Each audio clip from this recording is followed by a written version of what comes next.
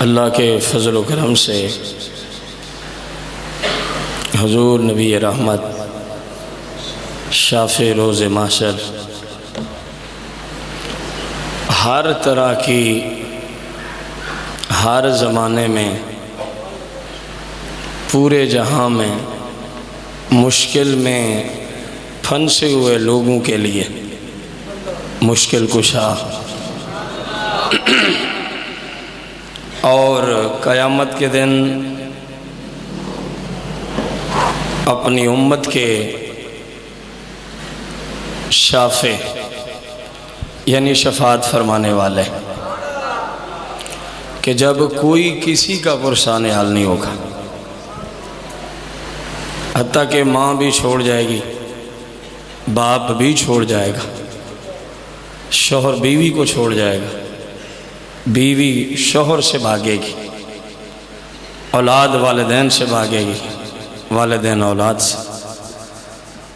وہ مبارک ذات جس کا آپ میلاد منا کے بیٹھے ہیں، میں رب کعبہ کی قسم اٹھا کے کہہ رہا ہوں، اس وقت اپنے غلاموں کو یوں تلاش فرما رہے ہوں گے جیسے کوئی بچھڑی ہوئی ماں اپنی اولاد کو دنیا میں تلاش کرتی رہتی ہے، حالانکہ آپ نور کے تخت پہ تشریف فرما ہوں گے۔ ضرورت تو ہمارے جیسے کمزوروں کو تھی کہ ہم ان کے لیے کچھ کرتے، بدقسمتی یہ کہ ہم نے ان کے احکامات جو فرائض درجے پہ وہی تک نہ مانے، اور ان کا یہ حال تشریف لاتے ہیں تو تب بھی امت، معراج پہ جاتے ہیں تو تب بھی امت، حتیٰ کہ دنیا سے پردہ فرماتے ہیں تو تب بھی امت۔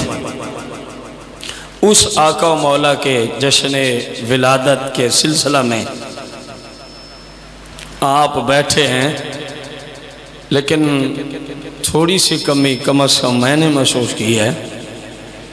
ٹھیک ہے، کافی دیر سے محفل جاری ہے، کچھ بندے تھک بھی گئے ہوں گے یقیناً، لیکن یہ مبارک لمحات ہیں، سستی والا ٹائم۔ سرکار کی آمد کے نعرے لگے تو کم از کم آخر تک گونج تو پڑے، اللہ کے نام کا نعرہ لگے۔ صحابہ اللہ کے نام کے نعرہ لگاتے تھے تو دیواریں شک ہو جایا کرتی تھی۔ انہوں نے جب نعرہ تکبیر بلند کرتے تھے، بسا اوقات کتب میں موجود دیواریں پھٹ جاتی تھی۔ نعرہ تکبیر بلند کرتے تو دریا راستے دے دیتا تھا، اور ہم پتہ نہیں شرم کرتے ہیں یا کیا صورت حال ہے، لگاؤ نا آخر تک یا رسول اللہ، مرحبا مرحبا مرحبا۔ اٹھا دو ہاتھوں کو، اٹھا دو، کچھ نہیں ہوتا، اٹھا دو۔ مرحبا مرحبا مرحبا۔ آپ دیکھیں کہ مجھے اور آپ کو اللہ پاک نے بن مانگے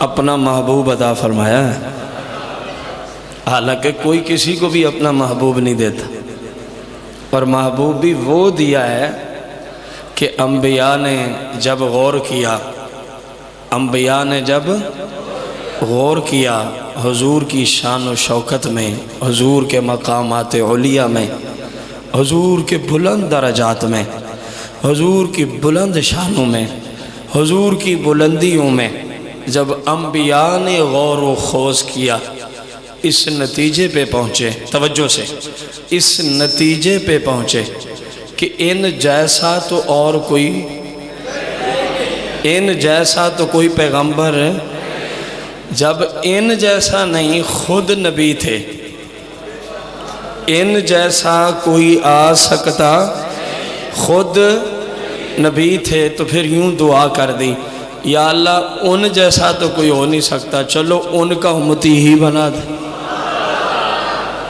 چلو ان کا امتی۔ یار اس پیارے آقا کریم کے جشن ولادت کے سلسلہ میں آپ بیٹھے ہیں، یقیناً آپ خوش نصیب ہیں۔ کوئی کسی کے گیت گا رہا ہے، کوئی کسی کے گا رہا ہے، کوئی کسی کے نعرے لگاتا ہے، آپ پہ کتنا فضل ہے کہ آپ مصطفیٰ کے گیت گاتے چلے جا رہے ہیں، آپ رسول پاک کی تعریفیں سنتے چلے جا رہے ہیں۔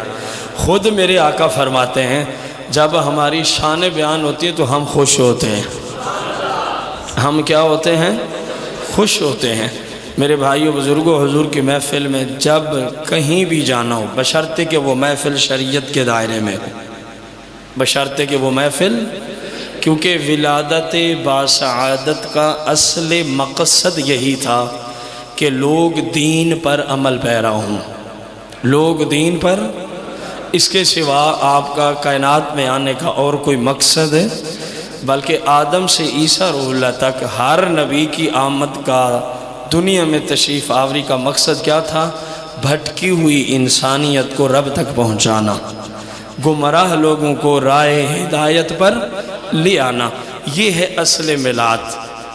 تو ہمارے اوپر یہ فرض ہے، ہم اپنے آقا مولا کی ولادت کی خوشی کرتے ہوئے اگر ہم کسی گناہ میں اللہ نہ کرے مبتلا ہیں تو آج کے اس مبارک دن میں اور مبارک گھڑیوں میں اور مبارک گھڑیوں میں جدھر آپ تشریف لائے تھے، جدھر آپ تشریف لائے تھے وہاں پہ تو اسی وقت آپ کی آمد کا سلسلہ، کیونکہ وہ ہم سے 2 گھنٹے پیچھے ہے جس ملک میں آپ تشریف لائے تھے، تو وہ مبارک لمحات ہم اپنے رب کی توفیق سے گزار رہے ہیں، اور وہ بھی اللہ کے گھر میں بیٹھ کے۔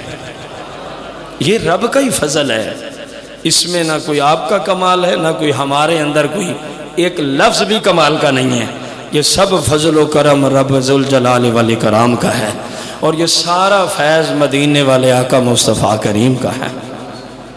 توجہ کریں، میرے آقا کریم رؤوف الرحیم صلی اللہ علیہ وسلم جب اس کائنات میں تشریف لائے، ظاہری طور پہ جب اس کائنات میں تشریف لائے تو توجہ سے بات سنیے گا، ایران کے مجوسیوں کے ہاں جس جگہ وہ آگ کی پوجا کرتے تھے، کس چیز کی؟ آگ کی پوجا کرتے تھے، 1000 سال بیت چکا تھا۔ کتنا؟ کس کی پوجا کر رہے تھے؟ اور 1000 سال میں کبھی 1 سیکنڈ کے لیے آگ بجھی نہیں تھی۔ حدیث کو، روایت کو غور سے سننا، کتنے عرصے سے آگ نہیں بجھی تھی؟ 1000 سال سے، کیونکہ ان کی خدا تھی تو دن رات اپنے خدا کی وہ لانتی کیا کرتے تھے؟ پوجا، اور اس کا خیال کہیں ہمارا خدا بجھ نہ جائے، کہیں ہمارا خدا بجھ نہ جائے۔ دیکھ تیرے نبی کا مقام کتنا اونچا ہے، حضور نے آج قدم ٹکایا مکہ شریف میں اور ادھر ایران میں آگ بجھ جاتی ہے، جو پورا 1000 سال سے کبھی نہیں بجھی تھی۔ مصطفیٰ کی آمد تھی کہ آگ سب کی سب ختم ہو گئی۔ گویا بتایا جا رہا تھا اب حکومت ہماری چلے گی، اب حکومت ہماری چلے گی۔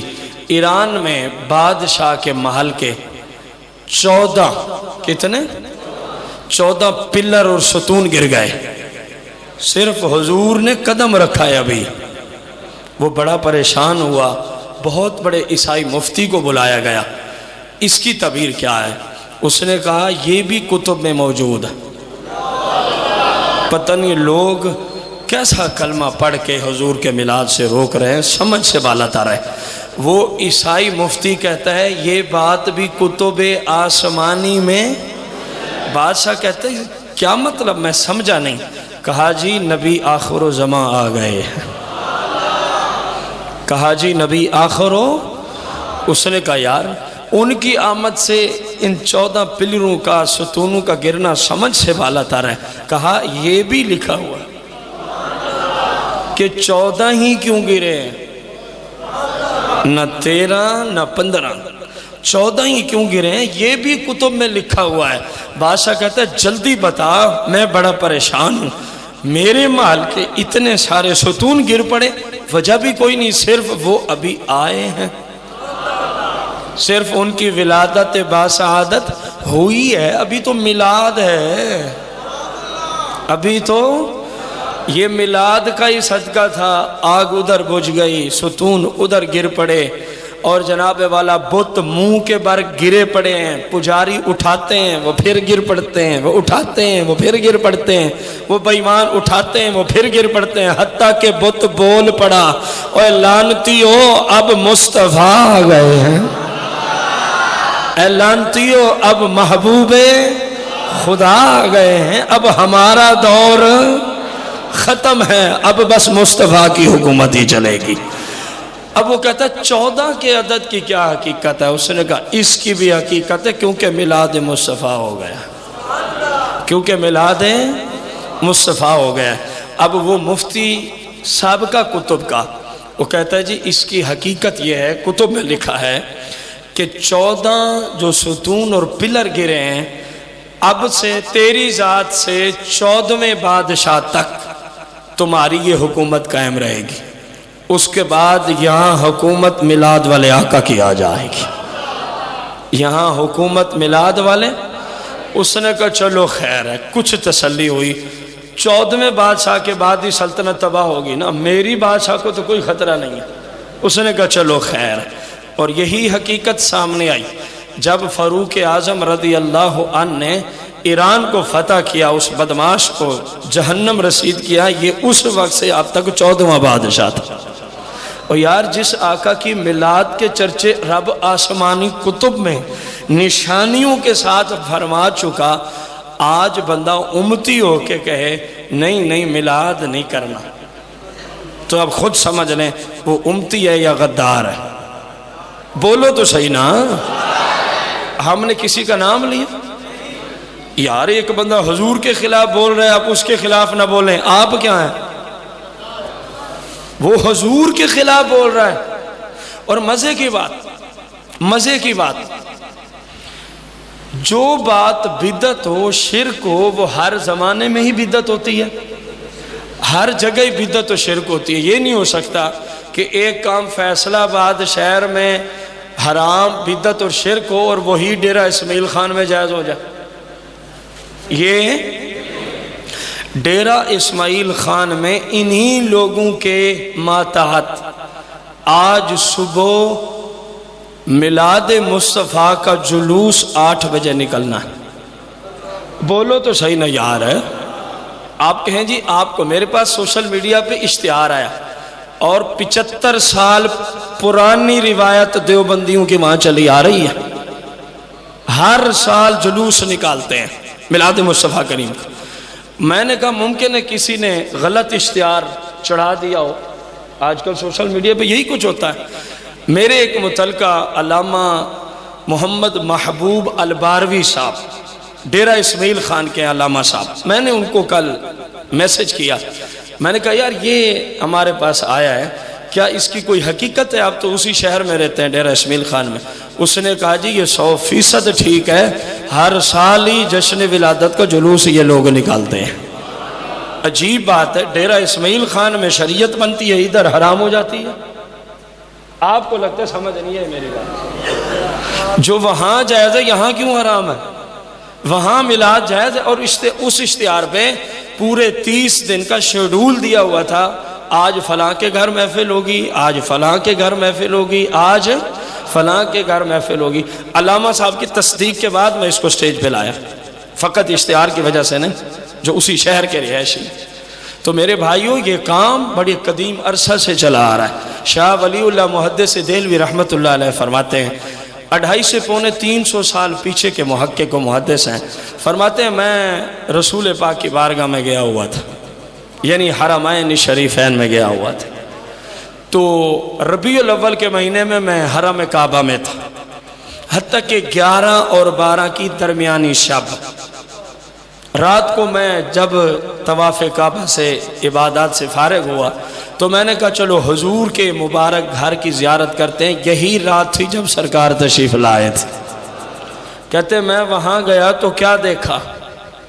وہاں گیا تو اہل مکہ، محدثین، فقہا، مفسرین، 250 سے 350 سال پہلے کی بات، کتاب شاہ ولی اللہ کی میرے پاس موجود، یہ مسئلہ شاہ ولی اللہ محدث دہلوی نے لکھا، فرماتے ہیں کہ میں جو وہاں پہنچا کیا دیکھتا ہوں، مکے کے محدث، مکے کے مفسر، مکے کے مفتی، مکے کے علماء، مکے کی عوام سارے حضور کے گھر بیٹھے ہیں اور جشن ولادت مصطفیٰ کریم کی محفل سجائے ہوئے ہیں۔ فرماتے ہیں میں نے مراقبہ کیا، بہت بڑے پہنچے ہوئے بندے ہیں، میں نے مراقبہ کیا تو کیا دیکھتا ہوں، حضور کے گھر انور سے آسمان تک نور کی بارشیں ہو رہی ہیں۔ پھر میں نے کوشش کی کہ یہ نور کیسا ہے، تو مجھے بتایا گیا جشن ولادت کی محفل کے صدقے اور خوشی میں رب یہ نور برسا رہا ہے۔ اہل مکہ نجدیوں کی حکومت سے پہلے مکہ میں کیا مناتے تھے؟ اسی بولے کیا مناتے تھے؟ اہل مکہ 14 صدیوں سے مصطفیٰ کا میلاد مناتے آئے۔ یہ صرف 100 سال سے ان گستاخوں کی حکومت آئی، ان لٹیروں، ان چوروں اور ڈاکوں کی حکومت آئی، انہوں نے وہاں پہ پابندی عائد کی۔ آئیے مدینہ شریف چلتے ہیں۔ مدینہ المنورہ میں کتب میں باقاعدہ مسئلہ موجود ہے، حضور کی ولادت کی رات پوری رات اہل مدینہ کے محدث، فقہاء، مفسر، علماء اور عوام اہل سنت حضور صلی اللہ علیہ وسلم کی مبارک مسجد نبوی میں جشن ولادت کے سلسلہ میں محفل سجایا کرتے تھے، اور 4 مبارک تخت لگائے جاتے تھے جن پہ 4 مختلف علماء تشریف رکھتے تھے۔ وہ سپیشلی طور پہ تخت بنائے گئے تھے جو صرف حضور کی ولادت کی محفل میں ہی باہر نکالے جاتے تھے۔ ان کا نام ہی میلاد کا تخت رکھا تھا اہل مدینہ نے کہ یہ حضور کے میلاد کی محفل پہ ہی باہر آئیں گی کرسیاں۔ اس سے پہلے وہاں علماء کو بٹھایا جاتا، ایک محدث آتا حدیثیں سناتا، دوسرا محدث آتا حضور کی شان بیان کرتا، تیسرا محدث آتا حضور کی سیرت پہ کلام فرماتا، اور چوتھا محدث آتا حضور جب تشریف لا رہے تھے نا جو کچھ واقعات ہوئے میلاد کے وہ پڑھ سناتا، اور آخر پہ توجہ اہل مدینہ میں آخر میں جا کے پتہ کیا ہوتا، اتنے تک کتب میں جملے موجود ہیں کہ بادام سے بنا ہوا حلوہ اہل مدینہ میلاد میں آئے ہوئے شرکا میں تقسیم فرمایا کرتے تھے۔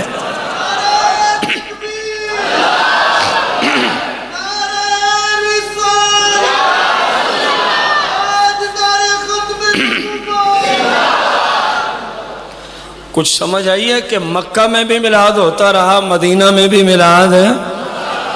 اصل میں جب سے یہ ظالم حکمران آئے ہیں نجدی، اس وقت سے ساری پابندیاں ہیں۔ یہ ایسے ہی ہے، آخری بات ہے، یہ ایسے ہی ہے جیسے سعودی نجدی حکومت سے پہلے سیدہ کائنات، عفیفہ کائنات، طاہرہ کائنات، صدیقہ کائنات، صدیقہ بنت صدیق حضرت سیدتنا عائشہ صدیقہ رضی اللہ عنہ کا مبارک مزار بنا ہوا تھا، جناب عثمان غنی کا مبارک مزار، امام حسن المجتبیٰ کا مبارک، امام باقر کا، امام جعفر کا، امام صادق کا، سیدہ کائنات شہزادی کونین فاطمہ الزہرا سلام اللہ علیہا کا کیا بنا ہوا تھا؟ حضور کے چچوں کے مزار بنے ہوئے تھے۔ تو یہ نجدی آئے، انہوں نے مزارات پہ بلڈوزر پھیر دیا، تو اب کیا کوئی کہہ سکتا ہے کہ مزار بنانا حرام ہے؟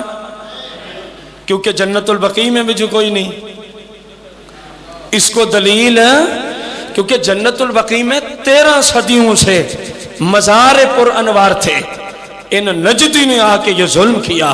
یار اس وقت میرے آقا کریم کے ساتھ کیا گزری ہوگی جب آپ کی بیٹیوں کے مزارات پہ بلڈوزر چلایا جا رہا ہوگا، جب حضور کے صحابہ اور اہل بیت کے مزارات شریفہ پہ بلڈوزر چلایا جا رہا ہوگا۔ یہ ان کا ظلم ہے۔ 100 سال پیچھے سے سب کچھ تھا کیونکہ حکومت سنیوں کی تھی، کیونکہ حکومت سنیوں کی تھی، شروع سے آخر تک۔ آخر میں سلطنت عثمانیہ کا خاتمہ کیا گیا کیونکہ وہ تو رسول پاک کی شریعت کے مطابق چل رہے تھے، تو کفار کو یہ چیز پسند نہیں تھی۔ تو یہ بات آپ اپنے ذہنوں میں بٹھا لیں کہ اہل مکہ، اہل مدینہ جب تک مسلمانوں کی حکومت تھی اس وقت تک حضور کا میلاد مناتے ہی چلے آ رہے ہیں۔ میرے آقا کریم کائنات میں تشریف لے آتے، توجہ سے بات سننا۔ عرب کا دستور تھا، آپ کی اصلاح کے لیے میں یہ بات کر رہا ہوں۔ عرب کا دستور تھا جب بچہ پیدا ہوتا جب بچہ تو بہت بڑی ہانڈی پہلی رات اس کے سر کے اوپر رکھ دیتے. یہ ان کی ایک رسم تھی. پہلی رات بچے کے اوپر کیا رکھتے؟ بہت بڑی، وہ اسپیشل بنی ہوتی اسی مقصد کے لیے. تو جب آقا کریم تشریف لائے تو اس رسم کے طور پہ آپ کے اوپر بھی، لیکن رکھتے ہی اس کے 2 ٹکڑے ہو جاتے ہیں. رکھتے ہی اس کے 2 ٹکڑے ہو جاتے ہیں. کیوں؟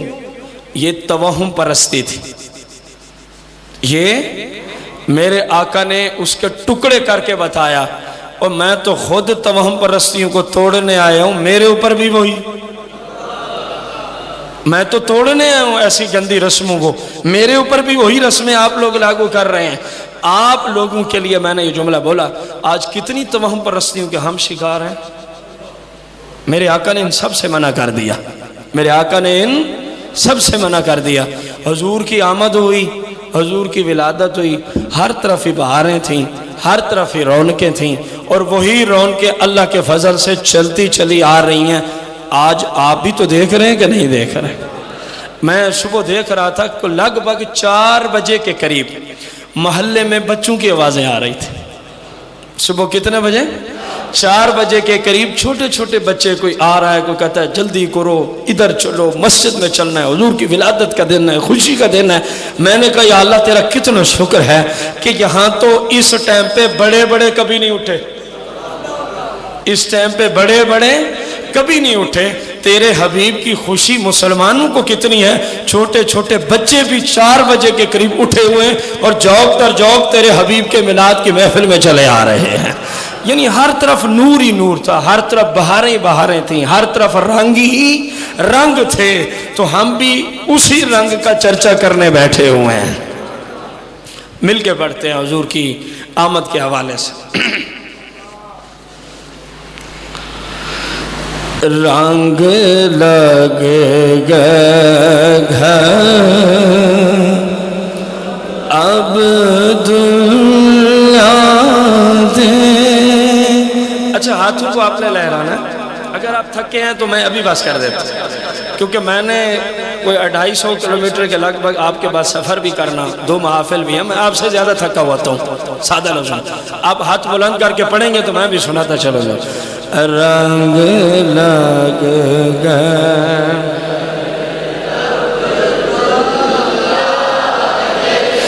جدوں دو جگدا سلطان جی رنگ لگ گئے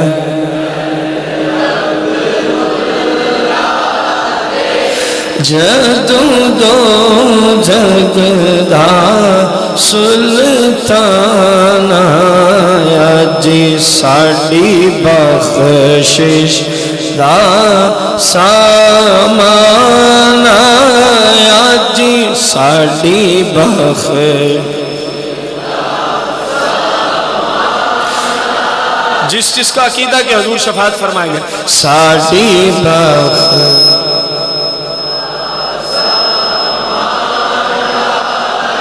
جی ساڈی بخشش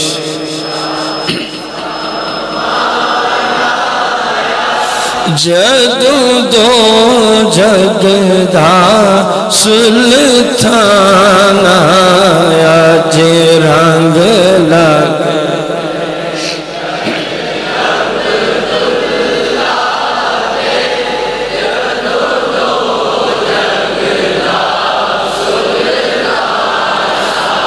جاوے موسیٰ جان کو تورے تے خالق دی گل بات ہوئے. اللہ کریم نے جناب موسیٰ علیہ السلام سے فرمایا ہم آپ کو تورات شریف کا تحفہ دینا چاہتے ہیں، لیکن شرط یہ ہے آپ کو 40 دن کے لیے کوہ طور پہ اعتکاف فرمانا پڑے گا. جاوے جان کو تور تے خالق دی گل بات ہوئے جی جاوے جاوے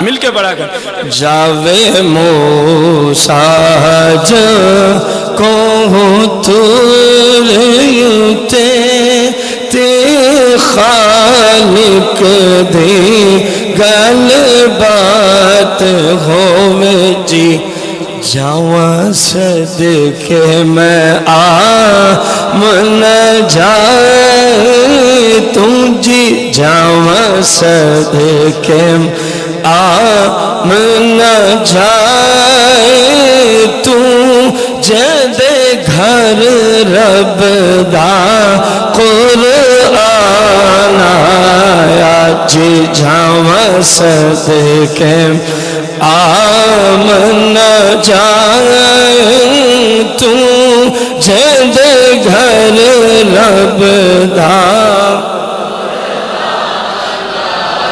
رنگ لگ گئے گھر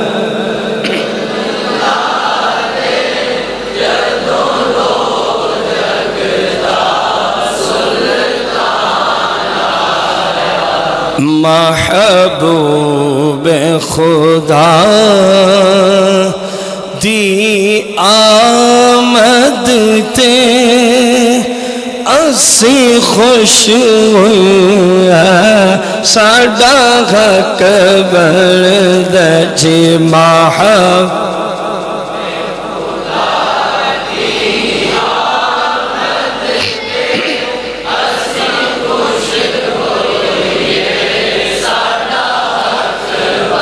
محبوب خدا آمد تے اسی خوش ہوئی ساڈا حق بندا مل کے محبوب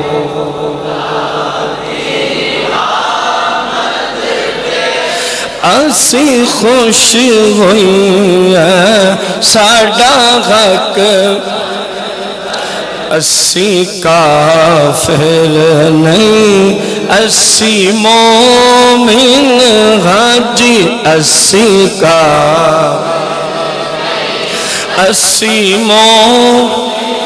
حاجی اسی کافر نہیں اسی مومن مومن دا این ایمان آیا جی رنگ لگ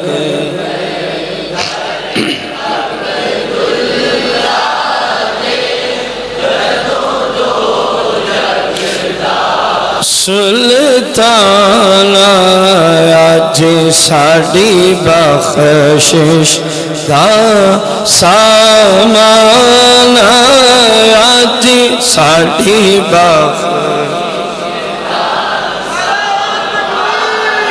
اللہ اکبر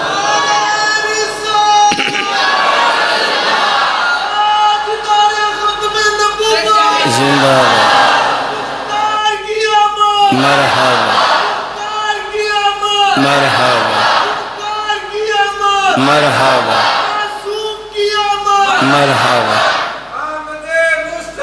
مرحبا مرحبا مرحبا مرحبا عقیدہ اہل سنت اللہ کی ذات وحدہ اللہ کے بعد سب سے اونچے انبیاء و رسول کے بعد من حیث الکل ہر اعتبار سے اللہ کریم نے جس ذات کو شان سے فضیلت سے اونچے مقام سے نوازا ہے وہ خلیفہ اول بلا فصل سیدنا ابوبکر صدیق ہے اور یہی خلافت کی ترتیب ہے خلیفہ ثانی سیدنا عمر بن خلیفہ ثالث سیدنا عثمان بن اور خلیفہ رابع سیدنا علی رضی اللہ عنہم اجمعین ہیں تمام صحابہ جنتی ہیں اونچی بولیے گا تمام صحابہ حضور کے جتنے صحابہ ہیں کسی ایک کے خلاف زبان کھولنے والا جہنم کے کتوں میں سے ایک کتا ہے، وہ کوئی بھی ہو۔ حضور کے صحابہ میں سے کسی ایک کے خلاف زبان کھولنے والا، حضور کے سارے اہل بیت جنتی ہیں، کسی ایک اہل بیت کے خلاف زبان کھولنے والا جہنمی کتوں میں سے، حضور کی ساری بیویاں طیب و طاہر ہیں، حضور کی ساری بیویاں پاکیزہ ہیں، کسی ایک بیوی کے خلاف زبان کھولنے والا جہنمی کتوں میں سے۔ معصومیت کا خاصہ صرف انبیاء کے ساتھ خاص ہے۔ معصوم کون ہو سکتا ہے؟ جو نبی ہے وہی معصوم ہے، جو نبی نہیں وہ معصوم۔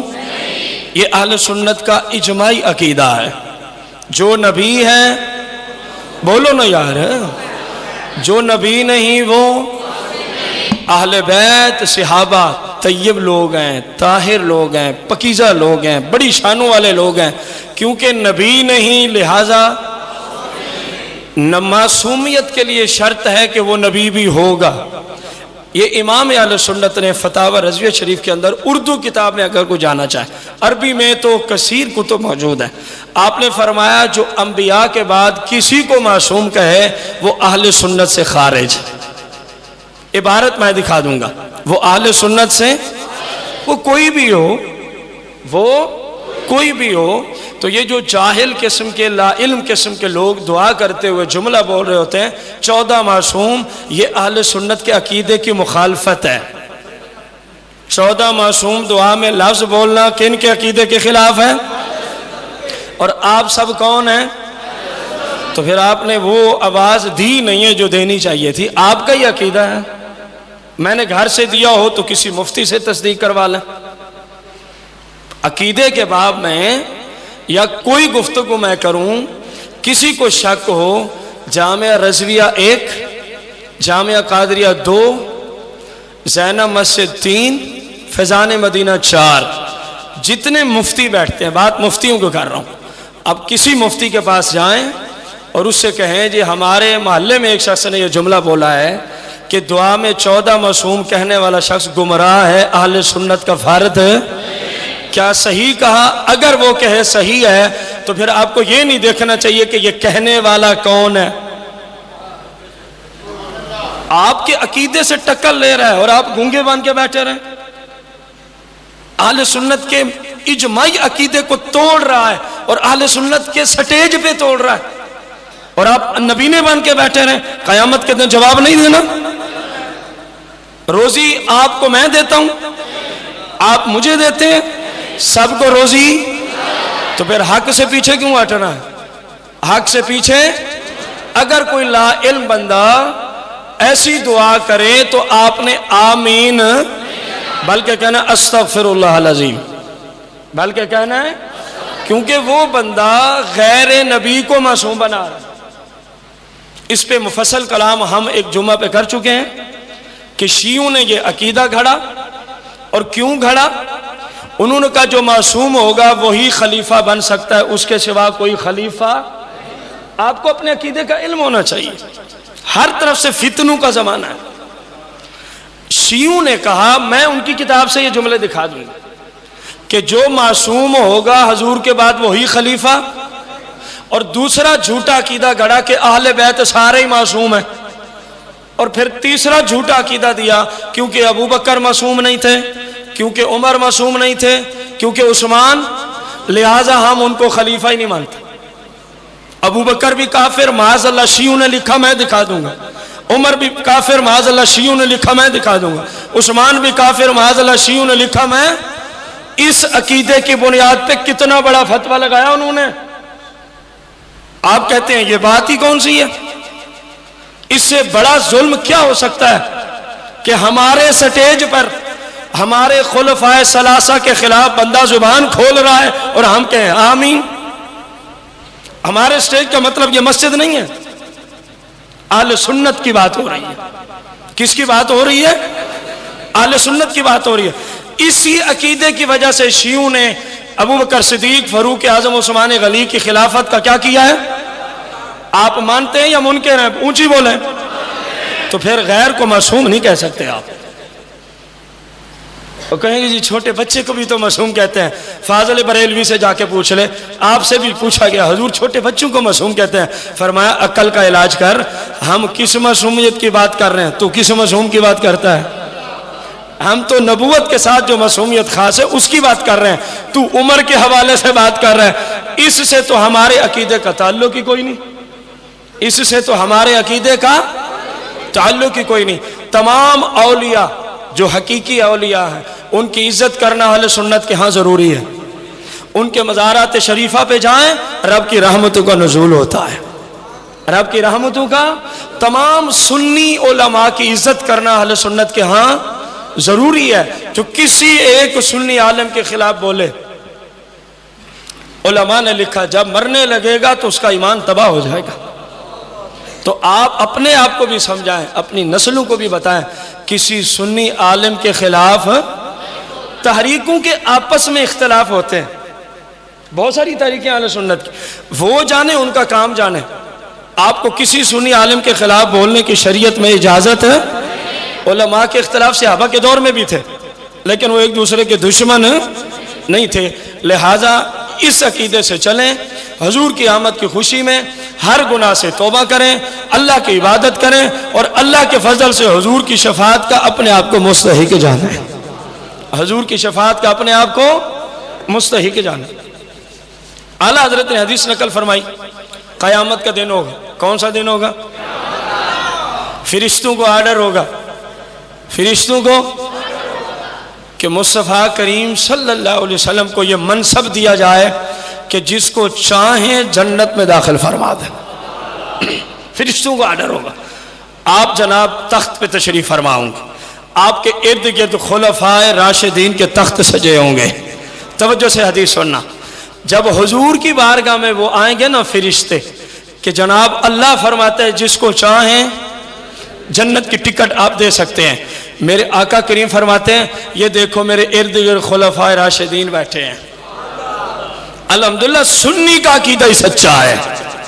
فرماتے ہیں آقا میرے ارد گرد، بولو تو صحیح نہ یار، ابو بکر صدیق، فاروق اعظم، عثمان غنی، مولا مشکل کشا، یہ چاروں خلفاء، جناب امام حسن المجتبی، کیونکہ یہ پانچوں ہستیاں خلفائے راشدین میں آتی ہیں۔ حضور فرمائیں گے میرے ارد گرد خلفائے راشدین بیٹھے ہیں، یہ منصب ہم اپنی رحمت سے اپنے خلفاء کو دیتے ہیں، جس کو چاہے جنت میں جانے دیں، جس کو چاہے روک لیں۔ اگر آج صحابہ کے خلاف عقیدہ رکھا تو پھر جنت میں کیسے جائیں گے؟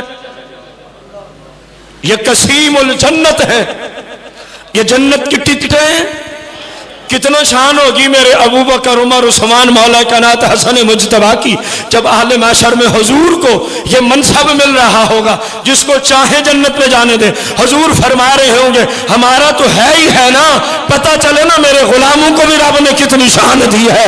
یہ منصب ہم ابو بکر کو دیتے ہیں، عمر کو دیتے ہیں، عثمان کو دیتے ہیں، علی کو دیتے ہیں، جس کو چاہے جنت بھیج دیں، جس کو چاہے روک لیں۔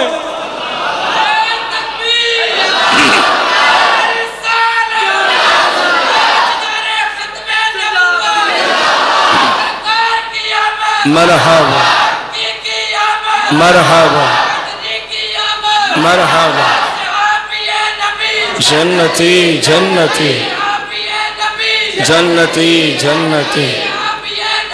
جنتی جنتی، زندہ زندہ۔ اسی حضور کا ذکر کر رہے ہیں، انشاءاللہ حضور کرم فرمائیں گے۔ مل کے پڑھتے ہیں، بلغ العلا بکمالہ کشف الدجی بجمالہ حسن جمیع خصالہ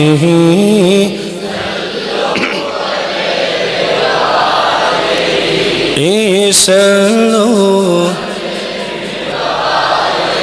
وہ کمال حسن حضور ہے کہ گمان نقص جہاں نہیں وہ کواں کہ گمان نقص جہاں نہیں یہی پھول خار سے دور ہے یہی سے دور ہے یہی شمع ہے کہ دھواں نہیں سلو مل کے سلو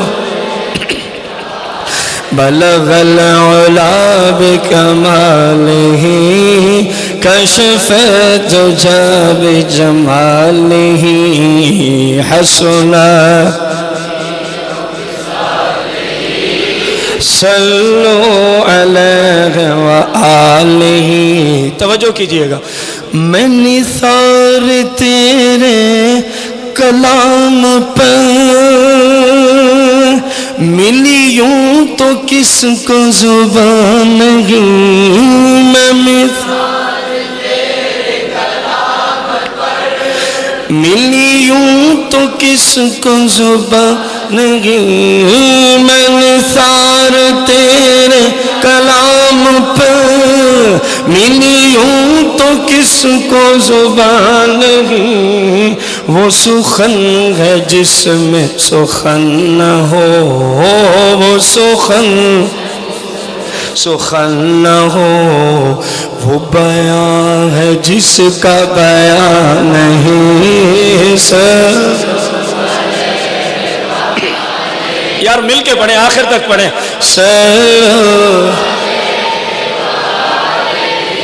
رب تک پہنچنا ہے تو در مصطفیٰ کا ہے.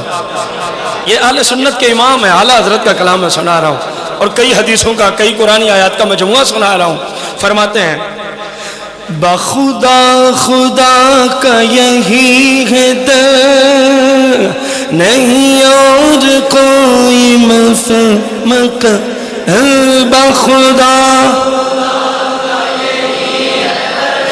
نہیں اور کوئی مفہوم کا جو وہاں سے ہو یہیں آ کے ہو جو وہاں یہیں آ کے ہو جو یہاں نہیں ہو وہاں نہیں.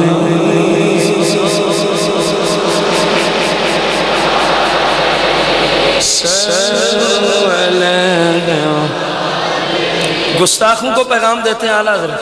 حضور کی گستاخیاں بھی کرتے ہو پھر کہتے ہو ہم امتی اور محمدی بھی ہیں. فرمایا کوئی بھی تمہیں نہیں مانتا. توجہ سے سنیے گا.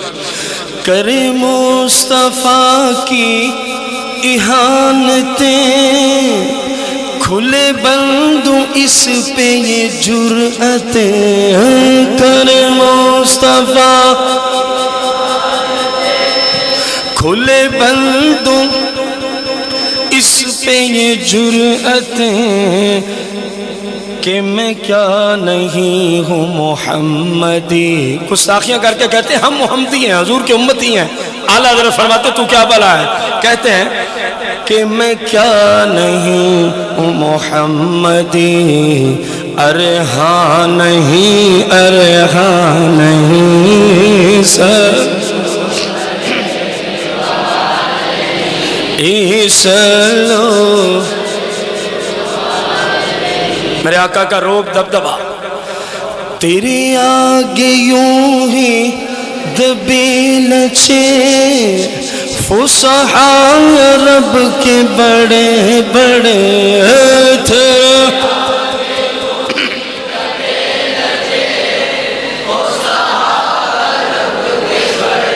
بڑے تھے آگے یوں ہی دبے لچے فصحاء رب کے بڑے تیرے آگے یوں ہی دبے لچے فصحاء.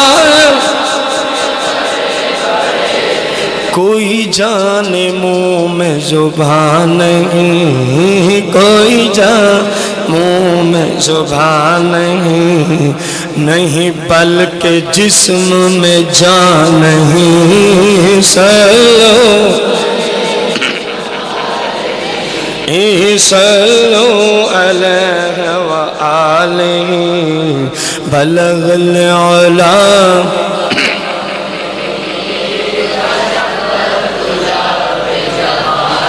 حسنت جمیع خصالہ صلوا. میرے آقا کتنے اونچے ہیں. وہی لامکاں کے مکی ہوئے. اچھا ایک مسئلہ سنا، جب تک جسم ہوتا ہے نا بندہ مکان میں ہوتا ہے. یہ ہے تو بڑا باریکی کا مسئلہ، یعنی جسم کے لیے مکان شرط ہے. اللہ کا جسم نہیں، اس لیے اللہ کسی مکان میں بھی. یہ جملہ کہنا کہ اللہ ہر جگہ ہے کفر ہے. یہ جملہ بولنا اللہ ہر جگہ ہے کفر ہے. بلکہ یہ کہیں گے ہر چیز اللہ کے علم و قدرت کے سامنے ہے. ہر چیز اللہ کے علم و قدرت کے، کیونکہ جب ہر جگہ ہے تو پھر مسجد میں بھی ہوگا. جو مسجد میں ہے وہ مکان میں ہے. مکان میں وہ ہوتا ہے جس کا اللہ جسم سے پاک ہے. جب ہر جگہ ہے تو اس چھوٹے سے جو کمرے میں ہو اس کے لیے مکان، حالانکہ اللہ مکان سے، جب مکان سے پاک ہے تو جسم سے پاک ہے. تو فاضل بریلوی فرماتے ہیں وہی لا مکان کے مقیم ہوئے. اب یہ تو فاضل بریلوی بتا سکتے ہیں حضور جب تک جسم ہے تو مکان ہے. آپ فرماتے ہیں وہ لا مقام میں گئے. ہم تو نہیں بتا سکتے اس وقت حضور کیا تھے، ہماری تو ضرورت ہی نہیں ہے. تو فاضل بریلوی بہتر جانتا ہے نا کہ اس وقت حضور کیا تھے. توجہ سے سنیے گا. وہی لامکاں کے مکی ہوئے سر عرش تخت نشین ہوئے. وہی لامکاں کے سر عرش ہوئے. وہ نبی ہے جس کے ہیں یہ مکان، وہ نبی جس کے ہیں یہ مکان. وہ خدا ہے جس کا مکان نہیں. صلو صلو. اہل سنت کا عقیدہ ہے سارے جہانوں کو حضور ایسے ہی دیکھتے ہیں جیسے بندہ ہاتھ کی. باقاعدہ حدیث ہیں البدایہ والنہایہ میں، المدخل میں، بہت ساری کتب میں ہے. اعلیٰ حضرت انہی حدیثوں کا نچوڑ ہمیں دیتے ہیں. توجہ سے سنیے گا. یعنی اب بھی ہم حضور کی نگاہ کے فیض میں ہیں. اب بھی حضور ہم سب کو، کہ کون کس ارادے سے بیٹھا ہے، کون کیا نیت لے کے بیٹھا ہے، کون کس حوالے سے آیا ہے، حضور اب بھی سب کو دیکھ رہے ہیں، جانتے ہیں. اعلیٰ حضرت یہی فرماتے ہیں سر عرش پر ہے تیری گزر، دل فرش پر ہے تیری نظر. سر عرش پر ہے تیری گزر، دل فرش پر، سر عرش پر ہے تیری گزر، دل فرش پر تیری نظر.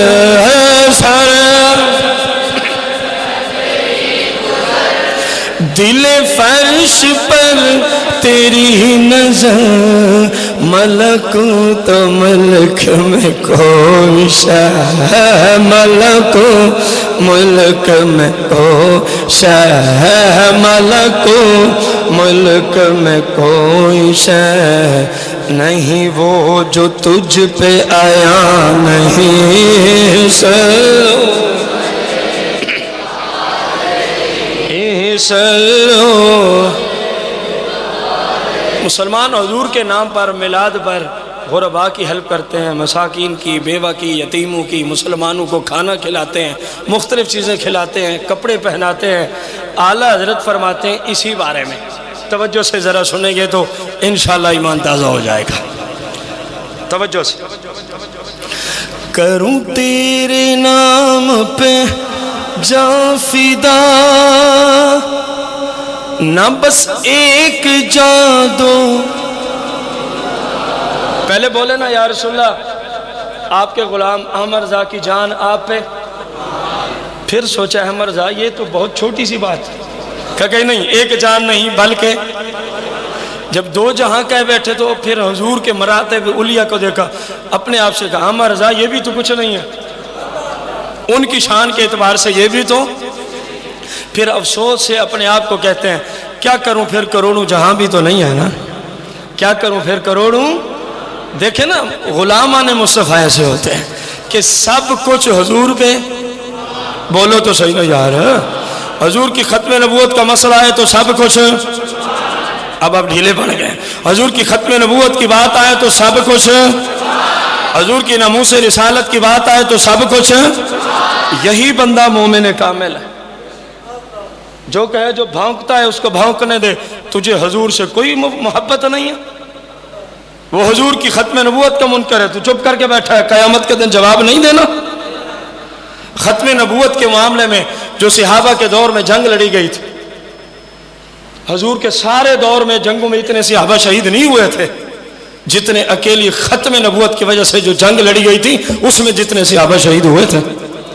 ختم نبوت کا عقیدہ نہ ہو تو بندہ سرے سے، ورنہ قادیانی کافر کیوں ہے، مرزائی کافر کیوں ہے، جو مرزائیوں کو اپنا بہن بھائی کہے وہ کافر کیوں ہے؟ کیونکہ مرزائی حضور کی ختم نبوت کا منکر ہے، اس لیے کافر ہے، جو اس کو نہ مانے وہ بھی۔ تو حضور کی ختم نبوت کے لیے ہمارا تن من دھن سب کچھ ہے، حضور کی ناموس رسالت کے لیے ہمارا تن من دھن سب کچھ ہے۔ یہی میرا اور آپ کا امام عقیدہ دے رہا ہے، توجہ سے سنیں۔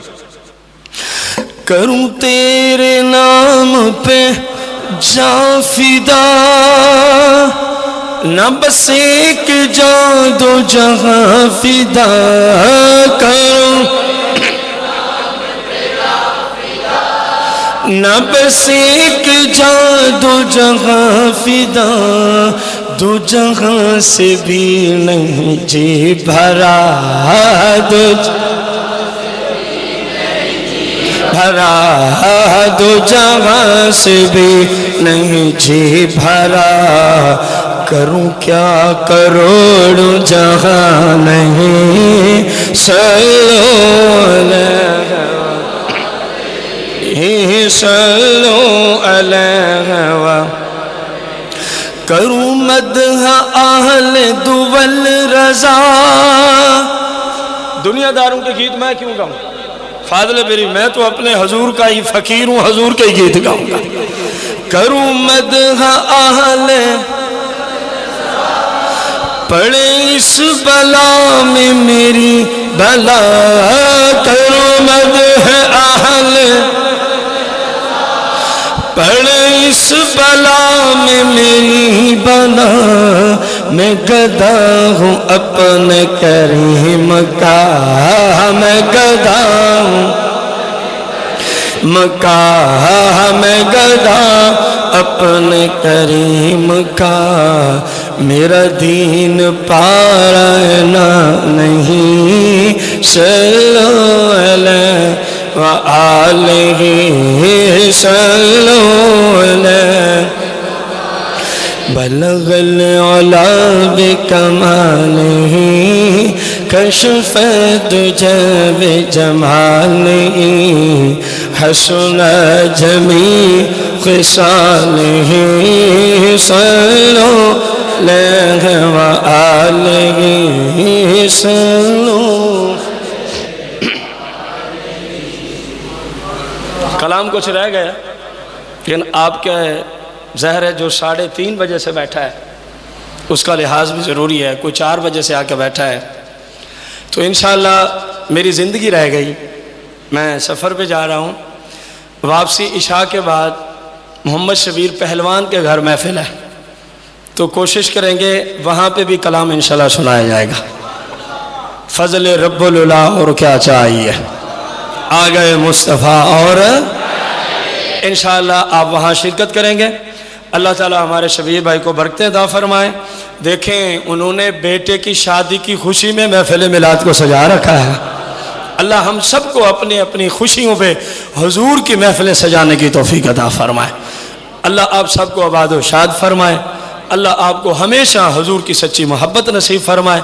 جب بھی ہم آپ سے گزارش کرتے ہیں، آپ اپنا قیمتی وقت دیتے ہیں، ہم آپ کے وقت دینے پہ آپ کے مشکور ہیں۔ اللہ آپ کو جزائے خیر دے، کیونکہ حضور کی حدیث پاک ہے کوئی آپ کے ساتھ اگر احسان کرتا ہے، نیکی کرتا ہے، تو اس کو اتنا کہنا جزاک اللہ خیرہ، فرمایا تم نے گویا اس کی نیکی کا بدلہ جتنا دے سکتے تھے وہ سارا ہی دے دیا، کیونکہ ہم تو کچھ نہیں دے سکتے نا آپ کے وقت کا۔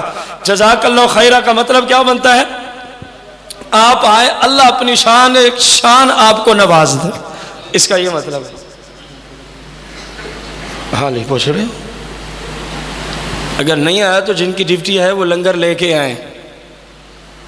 لنگر یہاں نہیں پہنچا کیونکہ دوسری جگہ پکوایا گیا تھا۔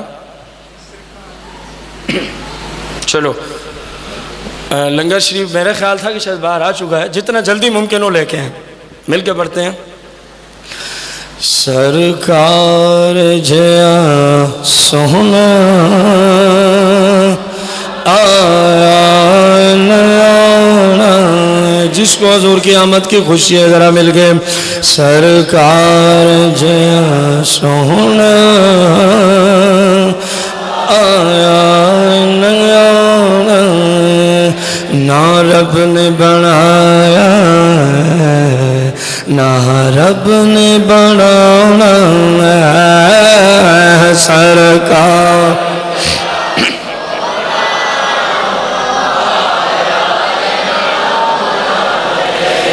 جی کردہ مر جاواں جس دن دائے سنیا کی سن لیا مرنو جی کردہ جی کردہ جس دن دائے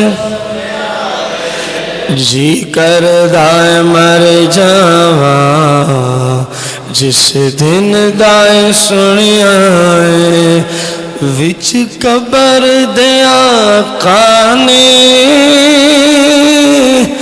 دیدار کرانا وچ قبر دیا کھانے دیدار کرانا سرکار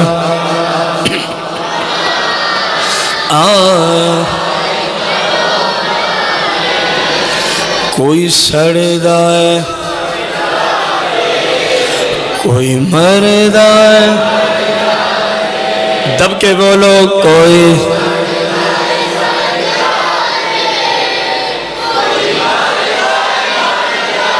سارے ہی بولو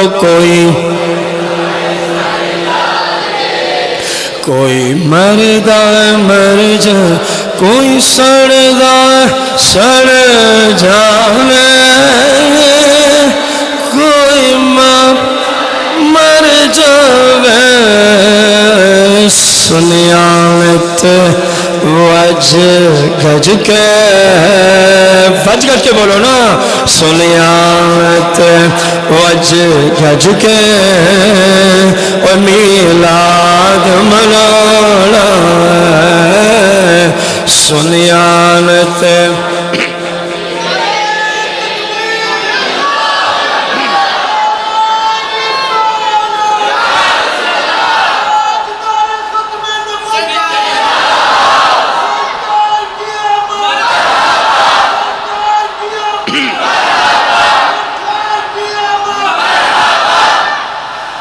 بن جانی ہے گل تیری دیکھی حشر دے دن یارا اوے بن جانی ہے گل تیری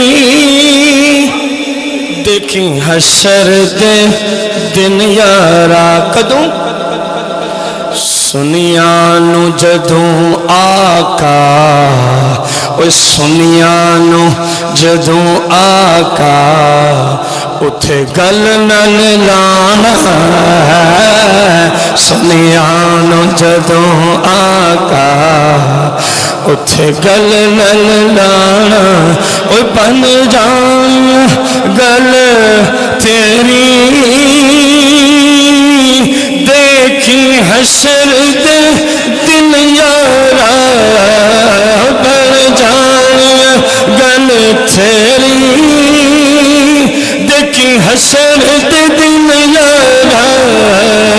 سنیا جدوں آقا سنیا جدوں آقا دب کے سنیا جدوں آقا سنیا جدوں آقا سنیا جدوں آقا اٹھ گل نل لانا سرکار